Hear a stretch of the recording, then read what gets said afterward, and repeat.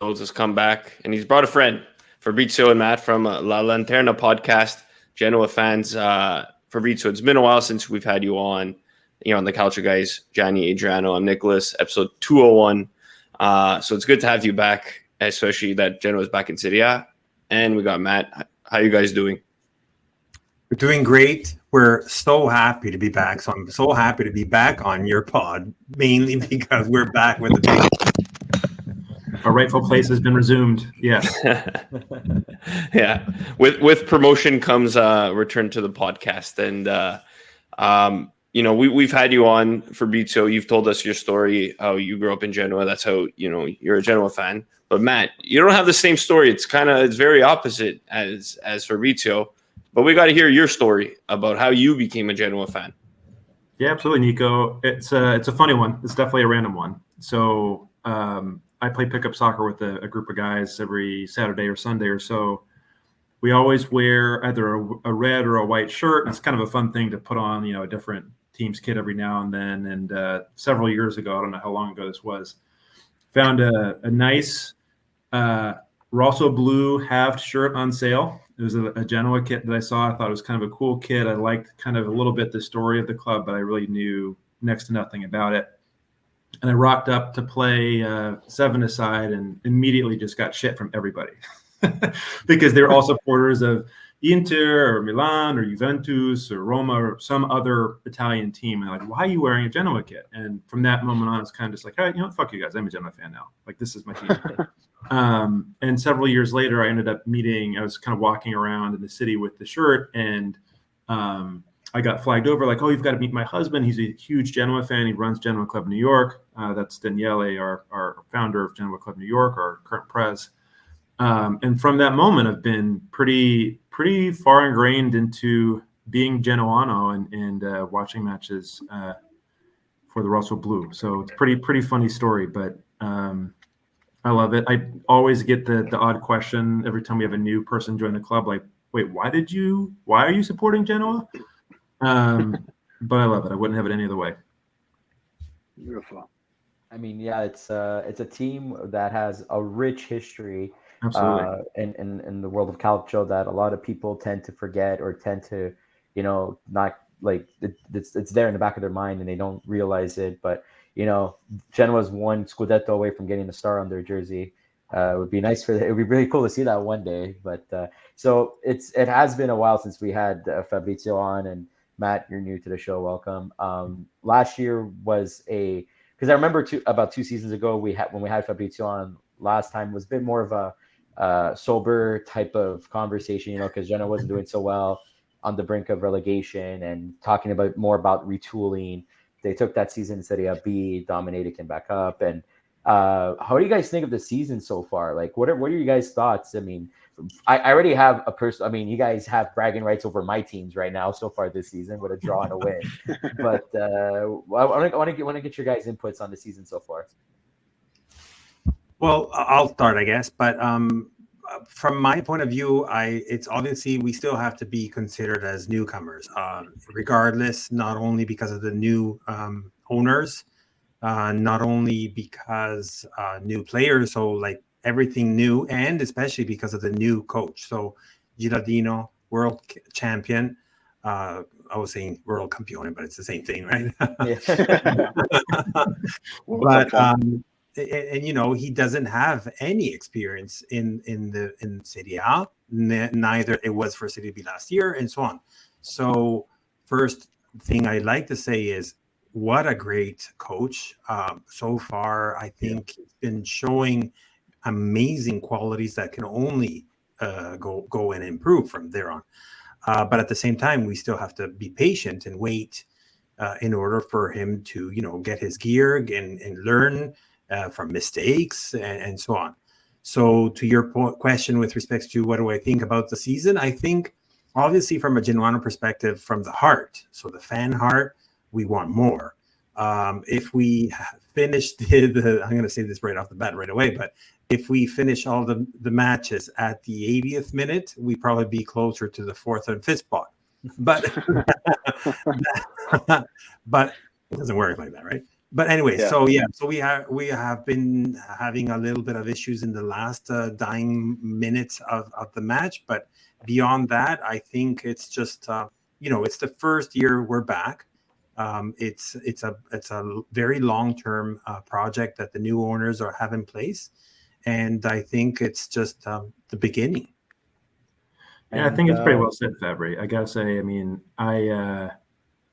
it's something where there's been up and down moments for sure this season. We just, it seems like every high we kind of come back down. We have a draw, we have a loss. It kind of grounds us a little bit. But just the fact that we're actually getting results against some of the top teams, that it seems like we can compete, and the fact that we have maybe a little bit of attacking talent than we haven't had in previous seasons, there's reasons to be optimistic, in addition to Gila's kind of tactical flexibility, which is kind of a newer thing, I'll have to say, this season. I think we saw more of that this year than we did even in Serie B. So reasons to be optimistic for sure. Well, that's perfect, because I wanted to continue on asking as a follow-up question about Gilardino himself. I mean, I think his aggressive style is actually pretty great for a team like Genoa. They seem like to have that fire and energy to kind of keep up with those high press situations. Sorry. What about you guys? What do you think about Gilardino overall with his tactics? Do you think it's been a good fit for the team? Do you think the roster meshes well with it, or do you think maybe some tweaks need to be made? Floor is yours. Well, for sure, as we've seen also from last year, Gilardino has this great approach to the team. He goes into the locker room and he gets them. He understands them. He pumps them. He works with them, and he actually changes his style based on what he has. So what I'm trying to say with that is he will change his module depending on the players he has. So to your question, do we think he is the right fit? I think yes, because he makes the fit right for what he has, if that makes sense. Yeah. No, it's perfect. Yeah, I think that's really well said, Fabri. I mean, it's one of those things.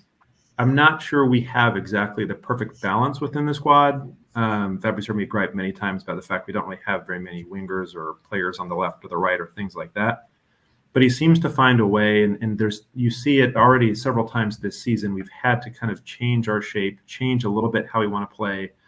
But Johnny, to your point, one thing that's remained constant is that pressure, that kind of, it's like a dual thing of really being aggressive and trying to pressure the ball and not being afraid of playing through the back, which is kind of interesting in our position that we're doing that. But it seems to be working out for us so far. And with the results we have, we can only be happy with it, really. Yeah, and just to kind of bounce off on all these points, guys. I mean, last time we had Fabrizio on, like Johnny said, it was a bit of a more somber time, and we kind of said that, as much as we didn't want to see Genoa go down into Serie B, and Fabrizio, I don't know if you remember these convos, but I think it was something that we were saying along the lines of, maybe it's a good thing that they go down to Serie B, get that refresh year, and hopefully come back as soon as possible. That's exactly what they did, guys. They went down. Had their year in Serie B, make their way all the way back up to Serie A, and now they're revived, they're fresh, and they're new. So do you think that was also, I guess, because we never had Matt on, so maybe kind of got his perspective on it too, but was going down to Serie B the wake-up call that Genoa needed, or was it more than just that? Obviously, you guys mentioned, the new ownership, the new coach in Gilardino, some new exciting players on your squad too. But where do you kind of pinpoint this revived and refreshed Genoa this season in Serie A? I think you kind of nailed it on the head, honestly. I mean, the relegation was unfortunate. A lot of us obviously don't want to see your side go down. You don't want to see them go through that. Yeah. It happened in a weird time with ownership coming in midway through the season, and this kind of initial excitement with 777 coming in that last campaign in Serie A before he went down, and then complete despair and like, oh my God, what's going on?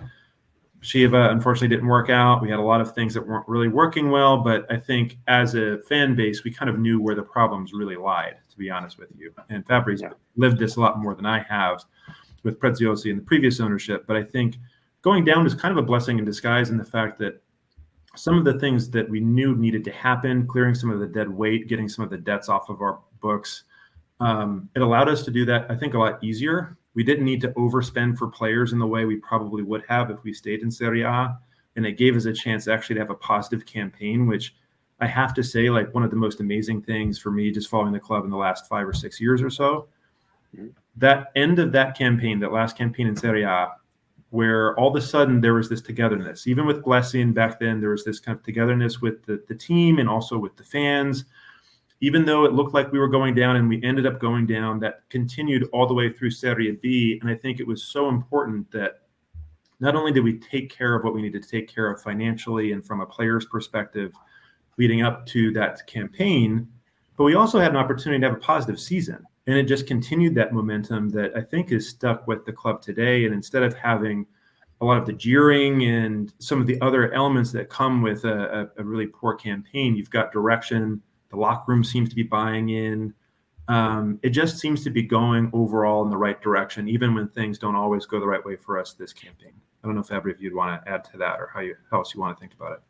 No, it was perfectly well said. Adding only to that is obviously it hurts to see the team goes down. Obviously, from the outside, you see it as the Genoa that was always edging towards the Serie B, like always. But from our perspective, having the new owners, we knew it was not the same thing. But even with their errors, because they were newcomers as well, now they're this very well respected and looked at group of multi-property group with a total of 8 teams, but we were the first one, so they started to learn the hard way, I suppose. Also, starting from that this Shevchenko type of approach and so on. But at the same time, it was important for them to Matt's point, for the deadbeats, the dead weights that needed to get rid of somehow, some way or another, whether it was through sending them out on loan or whatnot. But at the same time, it was also very important, I think, besides on the fact of what's obvious. So team versus getting even our Primavera coach to become now our prime coach, which is Gilardino, to the signings of new players, holding on to very important players and so on. What even Matt, and he can probably attest to it better, but he went at the tail end of the very last match of that season when we got relegated. Since then to now, the rejuvenation of the fan base has been something extremely incredible. You can not only see that with the signings, with the season tickets that we have done, being the 5th in Serie A for a newcomer, right? So we didn't win any Scudetto or anything like that. It's a record, a city record by far, like beyond even imaginable and so on. But I'll always remember something that happened when Genovese came here in Toronto. He reached out to me and then he wanted to talk to me because he just wanted to meet me because I was a Toronto in Canada, right? And then we were talking. It was again back in the day when Genoa was going down and so on. He said, "Don't worry about it. We are dormant. We know we are way bigger than Sampdoria." And it'll just happen when I know I have to say that because from the outside you just see two teams from the same city, but the truth is from the inside it's always been this battle of a mixture of different clubs that kind of got melted together and so on, versus the historical first team club in Italy that has always been there and brought soccer to Italy, or football. And having said that, so that's like your core. I want to compare, but I don't know the details, so I don't want to offend anyone. But it's like for Rome, I guess you have your core city is Roma, and then you get Lazio's in the burbs, and Torino is the same thing. The core city is Torino, and the surroundings, unfortunately, all of Italy as well. But south of Italy and whatnot. But Genova itself, it's Genoa, and all this only really to say that rejuvenation from it brought so many youth going to the stadium, like new Genoani coming. It's just something beautiful. That the tifo has been amazing. incredible. Incredible. It's like something unspoken. Nobody even would have expected that much.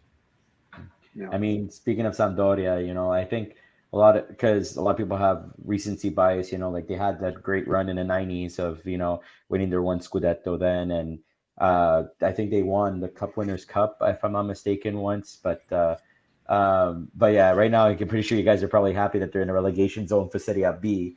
One thing you guys touched upon that I really want to discuss because I'm enjoying him, even though he's scoring against me. Retegui, you know, like he was one of those players that when he finally debuted for the Italian national team, obviously everybody was up in the air of like, okay, well, it's an Argentinian with Italian descent, you know, like, is it because he's probably not going to get first time minutes and whatnot and Argentina, so he's going to try for the Italian national team, you know, scored for the national team and that was it against England, if I'm not mistaken, he scored against. And we said it amongst ourselves, myself, Adriano, and Nick. We're like, oh, he needs to come to Italy at some point. If he's going to play for the Italian national team, somebody needs to get him out. And lo and behold, Genoa picked him up. And I thought it was a perfect fit because it's a team that he's going to get starting minutes. He's going to get all the time in the world. You'll be able to play competitive in Serie A. How about you guys? What are your thoughts on Retegui specifically? Like how I'm pretty sure it's all positive, but nonetheless, you know, I want you guys to get your. I'll let Matt answer this one, but first I wanted to ask, when you said Retegui scored to my team, I'm going to ask you which one because he scored on both. I know, that's what I'm saying. Now you can say that. Now I thought you were referring to Fanta Calcio. No, I mean both. That's what I'm saying. He scored against both. Both fantastic goals. Like I'm not even mad. Like the guy's a threat in the box when he has the ball. So, but like that's what I'm saying. Like I'm impressed so much by him, but I'm pretty sure you guys have even better things to say.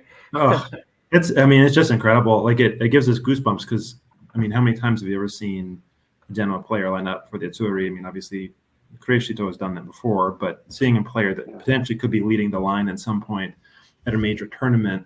I'm not Italian, but it still gives me goosebumps thinking about it because it's just an amazing thing. And it's incredible. You know, the whole thing, even like having, maybe this is more of a story than it actually was, but the story of Milito kind of convincing him to come to Genoa and obviously being of Argentinian descent as well, having that connection and been there and all those other things. And it's just incredible. I mean, he plays with this kind of amazing, reckless abandon that it's not actually reckless, if that makes any sort of sense. Like he'll try some outlandish controlled shot. chaos. Yeah, exactly. That's a perfect way of summarizing it. And when you watch him play, it's like, I can't believe he even thought to try to do that. And half the time it looks like it could go in. He jumped and did like a back heel in midair and it almost was a goal. It's just like these crazy things. But I think what is most exciting, at least for us nowadays, is it's been such a long time since we've had a true fox in the box type player right there. Like he's really, I don't know if he's exactly a true number 9, but he really fits much more of that profile than any player we've had in a really long time. And you guys own him. It's not like he's a lone player either, you know. So exactly. Well, that's such a huge thing. I mean, that's such a big reason why we struggled so much those last couple of years in Serie A. Is, you know, we talked about Scamacca before we were on the pod, and I know Scamacca's maybe not having his moments nowadays, but you know, to have him just go back to Sassuolo after that campaign, and we look around and like, okay, who's scoring the goals now? I love Destro, but he kind of had run his race for us a little bit. So it just, to have him in the side and to be a Genoa player full stop is pretty amazing.